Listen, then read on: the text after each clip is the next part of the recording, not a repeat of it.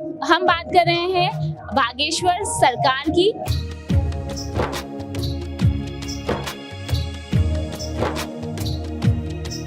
उनकी fan following जो है वो लाखों में है।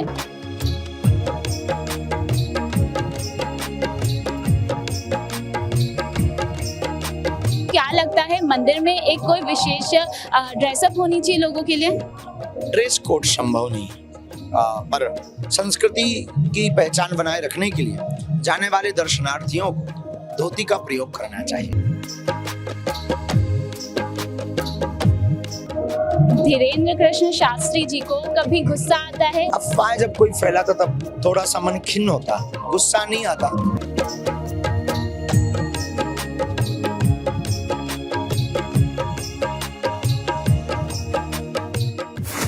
इस वक्त हमारे साथ मौजूद है कि ऐसी शख्सियत जिनको पहचान की ज़रूरत नहीं है। देश के हर एक कोने से बच्चे से बड़े तक हर कोई उनको जानता है। उनकी ख्याति जो है वो विख्यात है।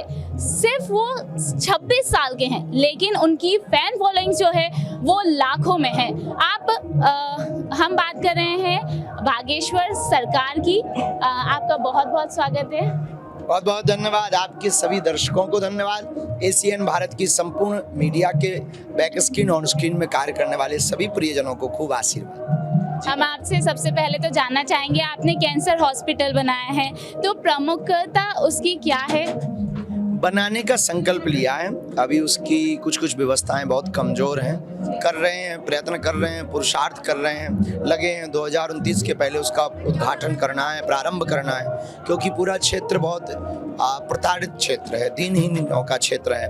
हमारे यहाँ अनादिवासी आदिवासी बहुत परिकर रहता है, तो हम उन सबके लिए हमारे मन में जो पीड़ा है, इसलिए हम कथाएं कर रहे हैं। लोगों से कहते भी हैं जो हमारे पास आते हैं, उनको बताते भी हैं कि भाई आप अगर चाहो तो इसमें सेवा कर सकते। बहुत जल्दी ये बनेगा। हर वर्ष कन्या विवाह कराते हैं, तो क्या लगता है कि आपका क्या कहना है, दूसरे मंदिरों की तरह दूसरे मंदिरों को भी ये कार्य करवाना चाहिए और सरकार इसमें आपकी सहयोग करे? ये संपूर्ण भारत के लिए एक नया विषय है, नई क्रांति है। और मंदिरों का निर्माण ही इसीलिए आदि जगत गुरु शंकराचार्य ने करवाया था कि हम हर हाल में सभी समाज और वर्ग के लोगों को एकत्रित कर सकें। इससे बेहतरीन कोई उपाय नहीं। मंदिरों की दान पेटियों के रुपयों से गरीब बेटियों का विवाह, भूखे को भोजन, विद्यालय, औषधालय आदि अगर करवाए जाएं और सरकार के आधिपत्य से मंदिर अगर निकल जाएं, तो हमें लगता है हमारा भारत विश्वगुरु बनने में देरी नहीं करेगा।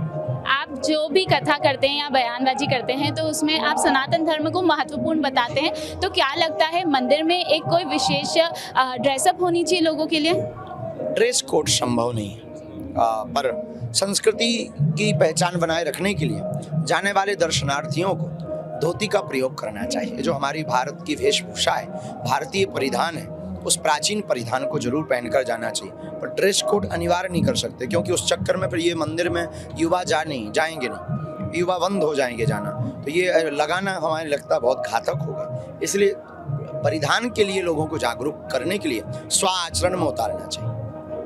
धीरेन्द्र कृष्ण शास्त्री जी को कभी गुस्सा आता है, जैसे कि अफवाह चलती है आपकी शादी को लेकर, या बात करें जया किशोरी जी को लेकर, तो कभी गुस्सा आता है इन अफवाहों को लेकर? अफवाह जब कोई फैलाता तब थोड़ा सा मन खिन्न होता, गुस्सा नहीं आता। यही कहते हैं कि कम से कम भगवान को तो डरो। जो विषय हमारे जीवन से जुड़े नहीं है, उन विषयों को जब कोई वायरल करता बोलता है तब मन को खिन्नता होती है कि हम भाई जिस विषय में होगा भी, जो भी होगा अच्छा या बुरा, हमारे जीवन में एक बहुत अच्छा हमारा सिद्धांत है कि हम ऑन स्क्रीन पर बोलने की दम रखते हैं। बुरी चीज़ भी, अच्छी चीज़ भी, निजी भी और सार्वजनिक भी, ये हमारे पास गुरु कृपा है। तो अगर हमारे जीवन में ऐसा कुछ होगा हम ऑन स्क्रीन बोल देंगे भाई ये ऐसा ऐसा है। उसके लिए आपको अपनी मनगढ़ंत कहानी बनाने की आवश्यकता नहीं। ये हमें लगता है ये हमारे साथ नाइंसाफ़ी है और देश की मीडिया के साथ नाइंसाफ़ी है। आप जो है वो दयालु के रूप में जाने जाते हैं, तो क्या लगता है आपको कभी ऐसा हुआ है कि उससे आपका मिसयूज़ हुआ हो, आपके नाम का मिसयूज़ हुआ हो? बहुत बार लोग करते हैं, फ़ोटों का दुरुपयोग करते हैं, फ़ोटो दिखा करके लोगों को पागल करते हैं और कई बार पैसे भी उगा लेते हैं हमारे नाम से तरह तरह की बातें भी करते हैं। कुछ लोग हैं जिन्होंने मिसयूज किया है और कर भी रहे हैं, पर वो सभी ब्रांड के साथ होता है। हमने जितना समझा है, असली की नकल हमेशा होती है, असली नकली प्रोडक्ट दोनों चलते रहते हैं, तो उस पर बहुत ज़्यादा खिन्नता नहीं है। यही है, भगवान उनको सद्बुद्धि दे। जैसा कि आप लोगों को बुलाते हैं, चिट्ठी निकालते हैं, तो क्या ऐसा कोई प्रश्न जो लोग पूछते हैं और आप नहीं दे? ऐसा तो उत्तर अभी ऐसा कोई प्रश्न नहीं है कि जिसका उत्तर हमारे पास नहीं। आपके पास नहीं, मैंने ये पूछा कि आपकी इच्छा ना हो वो उत्तर देने की। उसमें कई बार ऐसे विषय होते हैं जो द्वंद्व वाले विषय होते हैं, विवाद वाले विषय होते हैं, या कोई जिसमें राष्ट्र का अहित होता हो।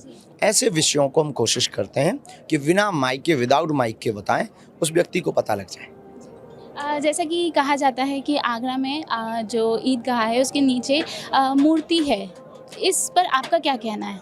अभी हमने उस विचार पर बहुत ज़्यादा आत्ममंथन नहीं किया और पढ़ा नहीं। अगर है तो निकलनी चाहिए। मेरा ये पूछना था आपसे, मथुरा में अतिक्रमण मुक्त कब होगा? बहुत ही जल्दी। राम मंदिर की तर्ज पर भगवान कृष्ण कन्हैया लाल भी वहाँ विराजेंगे। आपकी न्यूज़ को धन्यवाद। और आप अगर चुनाव लड़ते हैं तो कौन सी पार्टी से लड़ेंगे? लड़ेंगे ही नहीं। तो ये थे हमारे साथ बागेश्वर सरकार, जिन्होंने अपने कई विचार हमारे साथ साझा करे। ऐसे ही देखते रहिए एशियन भारत। नमस्कार।